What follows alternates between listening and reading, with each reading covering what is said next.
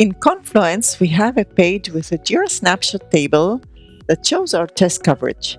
This is the list of stories in our epic, and it's important that we'll have complete test coverage for these stories. But unfortunately, I see that some of our automatic tests have failed the last time they were executed. I know that the software has been fixed and these tests should have a pass result now. So I will trigger these automatic tests to execute, and our DevOps toolchain will then automatically update the Jira Snapshots report. Head to Jira.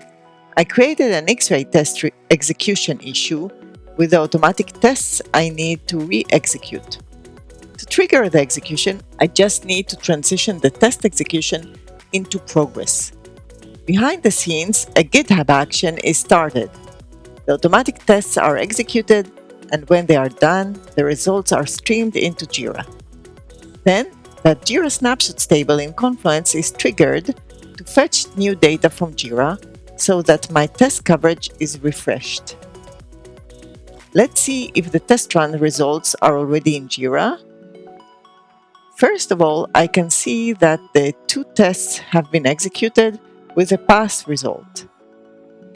Back to Confluence, I get a message that the page has a new version.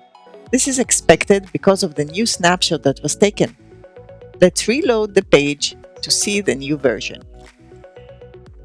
My snapshot is configured to capture the most recent test runs. So now my test coverage is all green. Yay!